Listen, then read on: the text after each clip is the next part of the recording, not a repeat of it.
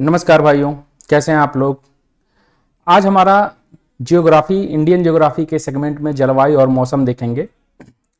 136 number question देखते हैं। भारत की जलवायु को डैश जलवायु कहा जाता है। ग्रीष्मकालीन, शीतकालीन, मानसूनी या इनमें से कोई नहीं। तो मानसूनी जलवायु है। मैं थोड़ा आपको बता देता हूं यहां से होता क्या है। देखिए, यह है हमारा भारत देश, ठीक है। यह है आपका अरब सागर पूरा का पूरा, यह है बंगाल की खाड़ी, ठीक है। और यहाँ पे है मेडिटेरेनियन सी, भूमध्य सागर। तो अब देखिए, मैं आपको एक चीज बताना चाहता हूँ मैप में। सपोज डेट ये मैप का ऊपर वाला उत्तर है, नीचे वाला दक्षिण है, ये है पूर्व और ये है पश्चिम। तो ये वाला क्या होगा, अब पश्चिम ये है और दक्षिण ये है, तो ये क्या होगा, दक्षिण पश्चिम होगा। तो यहां से एक शाखा उठती है दक्षिणी पश्चिमी मानसून का, जो कि यहां से उठते हुए जो है पश्चिमी भारत के क्षेत्रों में वर्षा करवाती है। खास तौर पर ये यहाँ आप देख सकते हैं, ये पश्चिमी घाट है यहाँ की श्रेणियों में, लेकिन अधिकांश वर्षा इसी क्षेत्र में करवा देती है और इधर वर्षा जो होता है, इधर वाला क्षेत्र खाली हो जाता है। इस क्षेत्र को हम वृष्टि छाया प्रदेश कहते हैं। मतलब ऐसा क्षेत्र इसके एक तरफ जो है वर्षा हो, दूसरी तरफ वर्षा ना हो, ठीक है। तो दक्षिण पश्चिमी मानसून जो है यहाँ पर वर्षा करवाता है। और अरावली आपकी पर्वत श्रृंखला जो है कुछ इस प्रकार से है, इसी कारण जो है वर्षा हो नहीं पाती है। नहीं तो यहाँ पर अगर इस प्रकार होता तो वर्षा इस क्षेत्र में भी होता। तो दक्षिणी पश्चिमी मानसून में कुछ इसी क्षेत्रों में वर्षा होती है, केरल के मालाबार तट पे, तटों के किनारे और थोड़ी बहुत इस क्षेत्रों में, ठीक है। बाकी अब यहाँ से जब वायु उठती है, पवन उठती है, तो एक तो इस तरफ चली जाती है, एक इस तरफ चली जाती है बंगाल की खाड़ी वाली शाखा में। तो जब यहाँ से जाती है तो यहाँ बंगाल की खाड़ी शाखा से जो है यहाँ से क्या उठा लेती है, पानी को उठा लेती है, आर्द्रता ह्यूमिडिटी को उठा लेती है, और फिर यहां से जाकर के गारो खाई से जयंतीय वाले पर बरसती है। फिर यहां लौटते हुए मानसून से उत्तर भारत में वर्षा होती रहती है। एक वर्षा तो हो गई है। एक होती है भूमध्य सागर से, जिसे हम कहते हैं वेस्टर्न डिस्टर्बेंस के कारण होती है। यहां से जब पवनें उठती हैं, ये सर्दियों में वर्षा होती है। तो ये पवनें जब उठती हैं तो भारत के इस पश्चिमी भाग में भी वर्षा करती हैं, ठीक है। जो क्षेत्र मतलब जो आपका पहाड़ी क्षेत्र है, वहां पे बर्फों के रूप में वर्षा करती हैं। और जो क्षेत्र आपका जो है मैदानी है, वहां पर जो है मूसलाधार वर्षा करती हैं। ठीक इसी प्रकार की एक शाखा जो है यहाँ से जाके घूमती है, फिर घूमने के बाद आती है तो यहाँ पर कोरोमंडल तट पर भी वर्षा करती है। तो आई होप मानसूनी को जलवायु को मैंने आपको समझाने का प्रयास किया। ये 3 प्रकार की जलवायु हमारे यहाँ जो होती है वर्षा करवाती है। बाकी चक्रवात वगैरह से तो वर्षा होती ही रहती है, आपको पता ही होगा। कि नहीं होगा तो हम आगे बताएंगे, ठीक है। तो यहाँ उत्तर होगा मानसूनी जलवायु। भारत की जलवायु को मानसूनी जलवायु कहा जाता है। मानसून का प्रभाव उष्णकटिबंधीय क्षेत्रों में लगभग 20 डिग्री उत्तर से 20 डिग्री दक्षिण के बीच होता है। मैंने आपको उष्णकटिबंधीय क्षेत्र बताया था कि 0 डिग्री को यदि आप मूल मान लेते हैं तो इससे 23.5 डिग्री उत्तर और 23.5 डिग्री दक्षिण के बीच के क्षेत्र को उष्णकटिबंधीय क्षेत्र कहते हैं। यहाँ सूर्य की किरणें सीधी पड़ती हैं, जिस कारण यहाँ पर वर्षा होती रहती है। और मानसून का समय जून से आरंभ होकर मध्य सितंबर तक चलता है। तो इस समय आपको पता होगा कि जून का महीना चल रहा है, यहीं से मानसून स्टार्ट हो जाएगा और मध्य सितंबर तक होगा। आपको पता होगा कि 21 जून जो है हमारा, यहाँ पर कर्क रेखा पर ये सीधा चमकती रहती है। कर्क रेखा पर सूर्य की किरणें जो है सीधी चमकती हैं। और कर्क रेखा से आपके कितने राज्य होकर जाते हैं, 8 राज्य होकर जाते हैं। तो इस दौरान 21 जून के पास सबसे ज्यादा गर्मी इन 8 राज्यों में पड़ती है, ठीक है। और जब गर्मी पड़ेगी तो अगल बगल के अगर नदियां होंगी, समुद्र होंगे, तो यहाँ से जो होगा वो ह्यूमिडिटी को उठा लेगा और फिर यहाँ पे 21 जून के बाद वर्षा स्टार्ट हो जाती है। मध्य सितंबर तक 100 से 120 सेंटीमीटर के बीच जो है वर्षा होती है। मानसून के आगमन के समय सामान्य वर्षा अचानक वृद्धि हो जाती है और लगातार कई दिनों तक यह जारी रहता है, ठीक है। अब इसका अलग अलग टॉपिक है, बादल फटना, मूसलाधार वर्षा। तो उसको हम जब उसके सेगमेंट में जाएंगे वर्ल्ड जियोग्राफी में तो आपको बताएंगे विश्व भूगोल में। निम्नलिखित में से किस कारक के कारण भारतीय उपमहाद्वीप के मध्य एशिया की तुलना में अपेक्षाकृत हल्की सर्दियां होती हैं। तो यहां होगा हिमालय। मैं आपको थोड़ा इसको समझा देता हूं। देखिए, टॉपिक है और अंदरूनी है। देखिए, आपका ये भारत देश है, ठीक है। इधर है आपका हिमालय। आपको पता होगा कि इस क्षेत्र में आपका ऊपर वाला जो क्षेत्र है साइबेरियन क्षेत्र है, यहाँ से ठंडी हवाएं आती रहती हैं। यह है आपकी कर्क रेखा। कर्क रेखा 23.5 उत्तरी अक्षांश, जो कर्क रेखा भारत के बीचों बीच से होकर गुजरती है, 8 राज्यों से होकर गुजरती है। अब यहाँ कर्क रेखा जलवायु विभाजक का कार्य नहीं करता है। वास्तविकता में जो रेखाएं होती हैं, कर्क रेखा, मकर रेखा और विश्व जो उष्णकटिबंधीय रेखा, ये जो होती हैं जलवायु विभाजक का कार्य करती है। लेकिन भारत के परिप्रेक्ष्य में ऐसा नहीं है। भारत के परिप्रेक्ष्य में कर्क रेखा जलवायु विभाजक का कार्य नहीं कर पाती है। इसके विपरीत जब ये हमारा जो हिमालय है, ये उत्तर से आने वाली साइबेरियन हवाओं से हमारी रक्षा करता है। यदि ये हिमालय ना होता तो यहाँ के जो उत्तर भारत के पूरे रीजन यहाँ पर बर्फ का जमाव होता है, यहाँ पे कोई खेती वगैरह जो इंडो गैंजेटिक जो क्षेत्र हैं वो एकदम खत्म हो जाते और यहाँ पर पूरे बर्फ की चादर फंसी रहती। तो यहाँ पर कहने का मतलब यह है कि हिमालय जो हमारे लिए है वो कर्क रेखा, वो जलवायु विभाजक का कार्य कर रहा है, इसलिए यहाँ पर ये सही होगा, कर्क रेखा नहीं होगा। तो मध्य एशिया की तुलना में अपेक्षाकृत हल्की सर्दियाँ जो होती हैं क्यों पड़ती हैं, क्योंकि यहाँ हिमालय है और इस सर्दियों को रोक लेता है, इसलिए मिडिल ईस्ट के अपेक्षा जो है भारत में सर्दियाँ हल्की पड़ती हैं।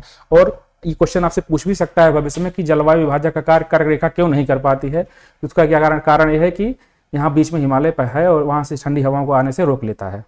ठीक है, हिमालय मध्य एशिया से आने वाली ठंडी हवाओं को भारतीय उपमहाद्वीप में प्रवेश करने से रोकता है और इन पर्वतों के कारण ही भारतीय उपमहाद्वीप मध्य एशिया की तुलना में अपेक्षाकृत हल्की सर्दियां अनुभव करता है। 138 नंबर क्वेश्चन देखते हैं। भारत का निम्नलिखित में से कौन सा स्थान अति विषम प्रकार की जलवायु का अनुभव करता है? तो यहाँ होगा दिल्ली। ऐसा क्यों करता है? तो इसमें जो दिल्ली अति विषम प्रकार के जलवायु का अनुभव इसलिए करता है क्योंकि जब मुंबई और चेन्नई से उष्णकटिबंधीय जलवायु अनुभव करते हैं तो दिल्ली समुद्र से बहुत दूर होने के नाते अत्यधिक महाद्वीपीय जलवायु का अनुभव करती है। कहने का मतलब ये है कि जब देखिए समुद्र से उठने वाली हवाएं दिल्ली और मुंबई में वर्षा करती हैं तो भारत जो कि दिल्ली जो है, अब यहाँ मुंबई सालसेट द्वीप पे है, तो यहाँ से जो उठने वाली हवाएं महाद्वीप से जो लौटता हुआ मानसून है महाद्वीप से आता है, तो इसी दौरान जो है ये वायु अब यहाँ पर जब लौट करके आ रहा है तो यहाँ पर कोई भी वर्षा तो समुद्र वगैरह है नहीं, तो यहाँ से आर्द्रता उठा नहीं पाता है। इस दौरान दिल्ली वगैरह क्षेत्रों में लू बहता है, उत्तर प्रदेश दिल्ली या क्षेत्रों में तो गर्म जलवायु होती है क्योंकि यहाँ चारों तरफ शहरों से घिरी हुई है और इससे कोई जल निकाय नहीं है। मैंने वही चीज आपको बताया जो कि इसे सर्दियों में गर्म कर सके और समुद्री जलवायु प्रदान कर सके, यही कारण है। तो यहाँ पर लू जैसी कंडीशंस आ जाते हैं। 139 नंबर क्वेश्चन देखते हैं। सर्दियों के मौसम के दौरान उत्तर पूर्वी डैश देश पर हावी रहती है, मतलब सर्दियों के मौसम के दौरान उत्तर पूर्वी देश पर हावी रहती है, वह भूमि से समुद्र की ओर बहती है और इसलिए देश के अधिकांश भाग के लिए यह एक शुष्क मौसम प्रदान करती है। तो आपका होगा व्यापारिक पवनें। थोड़ा मैं बता देता हूँ व्यापारिक पवनें क्या होती हैं। ये है आपका पृथ्वी, ये आपकी है 0 डिग्री, ठीक है। ये 23.5 उत्तरी और 23.5 दक्षिणी के बीच को हम क्या कहते हैं? उष्णकटिबंधीय। मैंने आपको पहली बार बताया है। तो पृथ्वी से 10 डिग्री उत्तरी अक्षांश, 10 डिग्री दक्षिणी अक्षांश के बीच में व्यापारिक पवनें बहती हैं। इन व्यापारिक पवनों का उत्तरी गोलार्ध में अपनी दाईं ओर मुड़ जाती हैं, दक्षिणी गोलार्ध में अपनी बाईं ओर मुड़ जाती हैं, ठीक है। ये हवाओं के मतलब सपोज डेट आपका समुद्र है, समुद्र के साथ साथ बहती रहती हैं और वहां से ये नमी उठा लेती हैं और इन क्षेत्रों में वर्षा करवाती हैं। और इन्हीं क्षेत्रों में 10 डिग्री उत्तरी और 10 डिग्री दक्षिणी के बीच में ITCZ बनते हैं, इंटर्न ट्रॉपिकल कन्वेक्शनल जोन उसको कहते हैं ITCZ। कहने का मतलब है कि यहाँ एक पानी का एक स्रोत बन जाता है, वर्षा का एक स्रोत बन जाता है, इसे हम ITCZ कहते हैं। यहाँ पर उपयुक्त नमी होती है और वर्षा लगातार 200 सेंटीमीटर के ऊपर होती रहती है इन क्षेत्रों में, ठीक है। तो यही है व्यापारिक पवनें। सर्दियों के मौसम के दौरान भारत में उत्तर पूर्वी व्यापारिक पवनें देश पर हावी रहती हैं। अब देखिए उत्तर और पूर्वी, यह है हमारा पूरब, यह है उत्तर। तो उत्तर और पूर्वी व्यापारिक पवनें मतलब ये व्यापारिक पवनें जो होती हैं वो ज्यादा भारत में हावी रहती हैं। ये पवनें भूमि से समुद्र की ओर बहती हैं, मतलब यहाँ से यहाँ तक की ओर बहती हैं। मैंने जो ऊपर से बता दिया था ये यहाँ से लेकर यहाँ तक बहती हैं और इसलिए देश के अधिकांश हिस्से में शुष्क मौसम होती है। इस कारण मैदानी इलाकों में सर्दियों की बारिश और पहाड़ों में बर्फबारी होती है। ये आपको बता दें क्या है, वेस्टर्न डिस्टर्बेंस के नाते है। ये देखिए यहाँ पे ऐसे है, जब ये वर्षा होती है तो यहाँ पर वर्षा 2 प्रकार की होती है। मैंने आपको शुरू में बताया था, ये व्यापारिक पवनें उठती हैं तो देखिए अब इस तरफ बह रही नहीं बह रही हैं, तो उठती हैं तो पहाड़ी क्षेत्रों में बर्फ के रूप में वर्षा होती है और मैदानी क्षेत्रों में जो है नॉर्मल वर्षा होती है। इसलिए ऐसा होता है कि क्योंकि इस क्षेत्र में हवाएं समुद्र के जमीन की ओर चलती हैं, हवाएं जो है समुद्र से जमीन की ओर चलती हैं, जिससे ये नमी अपने साथ ले लेती हैं। चाहे उनको व्यापारिक पवनें कही चाहे वेस्टर्न डिस्टर्बेंस कही, सभी एक है। 140 नंबर क्वेश्चन देखते हैं। सामान्य वर्षा में अचानक वृद्धि हो जाती है और कई दिनों तक लगातार जारी रहती है, तो ऐसे मानसून को क्या कहते हैं? प्रस्फोटन कहते हैं, बादल का फटना कहते हैं। मतलब सामान्य वर्षा अचानक वृद्धि हो जाए, 200 सेंटीमीटर से अधिक वर्षा लगातार होती रहे और लगातार होता रहे, इसे हम बादल का फटना या प्रस्फोटन कहते हैं। सामान्य वर्षा में अचानक वृद्धि हो जाती है और कई दिनों तक लगातार यह घटना मानसून का प्रस्फोटन कहलाता है। ध्यातव्य है कि मानसून शब्द अरबी भाषा के मौसमी से निकाला गया, जिसका अर्थ होता है पवनों की दिशा का ऋतु के अनुसार परिवर्तन। ठीक है, देखिए मैं आपको थोड़ा बता देता हूं। देखिए मौसम और जलवायु में क्या अंतर होता है। मौसम और जलवायु, ठीक है, मौसम किसी पर्टिकुलर स्थान का वेदर होता है, मतलब एक वहां का हवा पानी का एक क्षेत्र होता है कि यहाँ पर एक लिमिट समय तक वो जो है अपना प्रभाव डालता है। मतलब जैसे सपोज डेट आप जहाँ रह रहे हैं वहाँ धूप है कि छाँव है, एक लिमिट समय के लिए है, मतलब समय अंतराल कम हो वहाँ धूप छाँव का बारिश का, तो इस क्षेत्र को हम उस नाम के लिए उस जलवायु को क्या कहते हैं, मौसम कहते हैं। अर्थात जलवायु का कम ड्यूरेशन, जल और वायु, जल का मतलब होता है जल, वायु का मतलब होता है वायु, मतलब ऐसा क्षेत्र जहां आपके जल और वायु में परिवर्तन निम्न समय के लिए हो, कम समय के लिए हो तो वह मौसम है। यदि यही परिवर्तन अधिक समय के लिए होता है तो उसे हम जलवायु कहते हैं। बस यही दोनों में अंतर, और कुछ मत समझिए। मतलब कि आपके आसपास के रहने का वह क्षेत्र जिसके जल और वायु में यदि परिवर्तन हो रहा हो तो निम्न समय के लिए हो रहा हो तो उसे हम मौसम कहते हैं। अगर समय टाइम ड्यूरेशन अधिक परिवर्तन है और लगातार वही बना हुआ है तो उसे हम जलवायु कहते हैं, ड्यूरेशन परिवर्तन। सपोज डेट अब हमारा यह क्षेत्र जो हम यहाँ रह रहे हैं, यहाँ उष्णकटिबंधीय जलवायु है, यहाँ पर वर्षा आती रहती है जाती रहती है, एक इसका पैटर्न रीड कर लिया गया है, उसे हम जलवायु बोला गया है। अब यहाँ पर्टिकुलर मौसम क्या कहेंगे, जैसे कि यहाँ मानसूनी वर्षा हो रही है तो वर्षा का एक मौसम है, जलवायु का छोटा ड्यूरेशन होता है मौसम। ठीक है, इतना जान लीजिए बहुत है। 141 नंबर क्वेश्चन देखते हैं। वे सब एनसीईआरटी का विषय है, एनसीईआरटी देखेंगे तो आप क्लियर हो जाएगा। निम्नलिखित में से भारत में अक्टूबर की गर्मी का मुख्य कारण क्या है। भारत में जो अक्टूबर में गर्मी पड़ती है इसका मुख्य कारण क्या है, तो उच्च आर्द्रता से जुड़ा उच्च तापमान। आर्द्रता, अब आपको पता होगा कि जब आपकी हवाओं में ह्यूमिडिटी होगी, ठीक है, तो उसके कारण जो होगी अगल बगल के एटमॉस्फेयर में जो है वो गर्म होगा। ठीक है, यही है उच्च आर्द्रता और उच्च तापमान के कारण ऐसा होता है। भाई तापमान जब ऊंचा रहेगा, सूर्य की किरणें ज्यादा आएंगी तो अगल बगल के जो, देखिए होता क्या है कि जब आपका जल स्रोत है, सूर्य की किरणें जब यहाँ पर अधिक तापमान के कारण पड़ी तो जल स्रोत को सोख ली। अब ये जल स्रोत गया तो आसपास के जो क्षेत्र हैं इसको ह्यूमिडिटी कर दिया, आर्द्रता से भर दिया। तो यहाँ पर अब चूंकि गर्म जलवायु है और पानी भी गर्म रूप धारण कर लिया है क्योंकि इन्हीं क्षेत्रों में है, पानी ऊपर जाएगा तब तो ठंडा होगा, तो यहाँ पर क्या होता है, गर्मी हो जाती है। यही कंडीशन है उच्च आर्द्रता और उच्च तापमान के कारण। भारत में अक्टूबर की गर्मी का मुख्य कारण उच्च आर्द्रता से जुड़ा तापमान होता है। अक्टूबर माह में दिन गर्म और रात ठंडी होती है, तो इस समय की अवधि के में तापमान की और आर्द्रता में वृद्धि होती रहती है। आपको पता होगा कि अक्टूबर माह में सूर्य दक्षिणायन होना स्टार्ट हो जाता है, आपको दक्षिण की तरफ स्टार्ट हो जाता है। ठीक है, तो जहां जहां दक्षिणायन में जाएगा वहां वहां गर्मियां बढ़ती चली जाएंगी। सूर्य तो बेसिकली कर्क और मकर रेखा के बीच में सीधा चमकने का प्रयास करता है। जब कर्क रेखा पर चमकता है तो उसको उत्तरायण बोलते हैं, जब मकर रेखा पर चमकता है उसको दक्षिणायन बोलते हैं। भारत के उत्तर पश्चिमी भाग, उत्तर और पश्चिम भाग मतलब ये वाला रीजन, निम्न में से किस एक कारण से शीतकाल के दौरान वर्षा होती रहती है, तो चक्रवाती दबाव नहीं, पश्चिमी विक्षोभ के कारण। ठीक है, भारत के उत्तर पश्चिम भाग में पश्चिमी विक्षोभ के कारण शीतकाल के दौरान वर्षा होती है। शीत ऋतु के दौरान सूर्य की दक्षिणायन होने के कारण, मैंने आपको बताया कि शीत ऋतु जब होता है, अब अक्टूबर माह में शीत ऋतु होना स्टार्ट होगा तो सूर्य दक्षिणायन होना स्टार्ट हो जाएगा। होने के कारण भूमध्य सागर में आने वाली पछुआ जेट धाराएं दक्षिण की तरफ मुड़ती हैं। मेडिटेरेनियन सी यहाँ पर है तो यहाँ से पछुआ जो धाराएं हैं दक्षिण की तरफ मुड़ना स्टार्ट हो जाती हैं, जिसके फलस्वरूप हिमालय के कुछ भाग पर हिमपात तथा कुछ भाग पर उत्तर पश्चिमी भाग वर्षा करवाती है। मैंने जो आपको बताया था चक्रवाती ये पवने वाली यही है। ठीक है, एक बार तो मुझे कंफ्यूज लगा, मैं गलत बता दिया, लेकिन देखिए यहाँ पे क्लियर हो गया कि वही चीज ये भी है। ठीक है, भारत में ग्रीष्मकालीन मानसून के प्रवाह की सामान्य दिशा निम्नलिखित में से कौन सी होती है। भारत में जो गर्मियों में होती है वर्षा होती है तो किस प्रकार होती है, उनकी दिशा क्या होती है, तो दक्षिण पश्चिम से उत्तर पूर्व। देखिए ये है आपका दक्षिण, ये है आपका पश्चिम, तो यहां से वर्षा होना स्टार्ट होती है और जाती कहाँ है, ये देखिए ये क्या है, ये उत्तर है ये पूर्व है। भाई वर्षा ऐसी होती है ऐसे जाती है, तो ये उत्तर पूर्व की तरफ गई तो दक्षिण पश्चिम से जाती है उत्तर पूर्व की तरफ जाती है। ठीक है, भारत में ग्रीष्मकालीन मानसून में प्रवाह का सामान्य दिशा दक्षिण पश्चिम से उत्तर पूर्व की ओर होता है। शीतकाल इसकी दिशा उत्तर पूर्व से दक्षिण पश्चिम की ओर होती है। शीतकाल में क्या होता है, उत्तर पूर्व से दक्षिण पश्चिम इस तरफ हो जाती है। ठीक है, भारत में 52% वर्षा जो होती है दक्षिण पश्चिमी मानसून से प्राप्त होती है।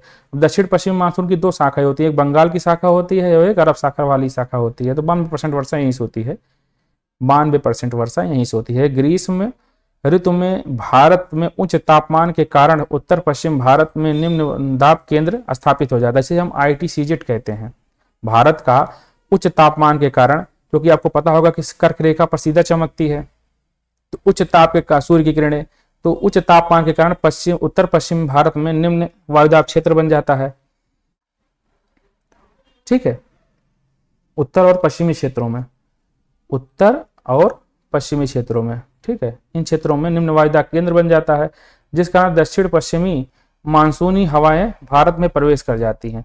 तो यहाँ पर ये प्रवेश करती हैं और दक्षिण पश्चिम मानसून सर्वप्रथम भारत के केरल राज्य में प्रवेश करती है और यहाँ पर मालाबार तट पर वर्षा करती है। ठीक है, जिसे मानसून विस्फोट के नाम से भी जाना जाता है। यहाँ मानसून का विस्फोट हो जाता है। ठीक है, पश्चिमी विक्षोभ जिस कारण उत्तर पश्चिम भारत में बारिश होते हैं, उसकी उत्पत्ति होती है तो भूमध्य सागर से। ठीक है, पश्चिमी विक्षोभ के कारण उत्तर पश्चिम, उत्तर का पश्चिम का मतलब होगा ये है उत्तर और ये हो गया पश्चिम।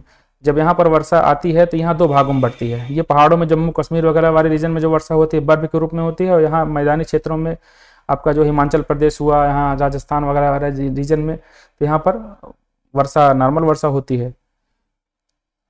ठीक है, जिसकी उत्पत्ति भूमध्य सागर से होती है। भूमध्य सागर में उठी तूफानी हवाएं को ही पश्चिमी विक्षोभ कहते हैं। जेट धाराएं होती हैं। उत्तर पश्चिम भारत में भूमध्य सागर से आने वाली चक्रवाती विक्षोभ शीत ऋतु में वर्षा करवाती हैं, जो कि रबी फसल के लिए बहुत लाभकारी होती हैं। इसमें तेज हवाओं के चलने से गरज के साथ वर्षा होती है। ठीक है, भारत में कितनी फसली वर्षे हैं? तो 3 है, रबी, खरीफ और जायद। ठीक है, रबी में आ जाता है आपका जो ठंड में वो होती है, मतलब अक्टूबर नवंबर में जो होती है वर्षाएं, वो जैसे कि गेहूं हो गया, चना हो गया, मटर हो गया, सरसों हो गया। खरीफ में जो इसमें खर होता है, जैसे कि धान हो गया, आपका खरीफ है। जायद हो गया इनके बीच वाला, जो इसमें गोभी, पत्ता गोभी और सब चीज़ें बोई जाती हैं। ठीक है, मक्का का रबी फसल है। रबी फसल में गेहूं, चना, रबी में गेहूं, चना, मटर, सरसों हो गया, जो जड़े के प्रवेश में यानी अक्टूबर नवंबर में बोई जाती हैं, जाड़े में प्रवेश होती हैं। और गर्मी में प्रारंभ में मार्च अप्रैल में जो काट ली जाती हैं, जैसे खरीफ की फसल धान, ज्वार, बाजरा। अब सब में देखिए खर है इसमें, जिसमें जलवायु अगस्त में जुलाई अगस्त में बोए जाते हैं, अक्टूबर नवंबर महीने में काटते जाते हैं। जायद की फसल में करेला, ककड़ी, तरबूज, खीरा मार्च अप्रैल माह में बोए जाते हैं। तो मैंने आपको बता दिया इसमें यही है। 146 नंबर क्वेश्चन देखते हैं। भारत की उच्चतम वार्षिक वर्षा कहाँ पर दर्ज की गई है? यहाँ होगा मासिनराम, मेघालय। भारत की उच्चतम वार्षिक वर्षा मासिनराम, मेघालय में दर्ज हुई है। यहाँ होगा 11,872 mm या 467.4 इंच। उस दिन को वर्षा दिन माना जाता है जिस दिन वर्षा होती है 2.5 mm के आसपास। ठीक है, भारत में मानसून हिंद महासागर और अरब सागर की ओर से हिमालय की ओर आने वाली हवाओं पर निर्भर करती है। जब ये हवाएं भारत के दक्षिण पश्चिमी तट और पश्चिमी घाट से टकराती हैं तो भारत के आसपास के देशों में वर्षा होती है। जिस दिन वर्षा 2.5 mm होती है उस दिन को वर्षा का दिन या रेनी डे मान लिया जाता है। ठीक है, रेनी डे मान लिया जाता है।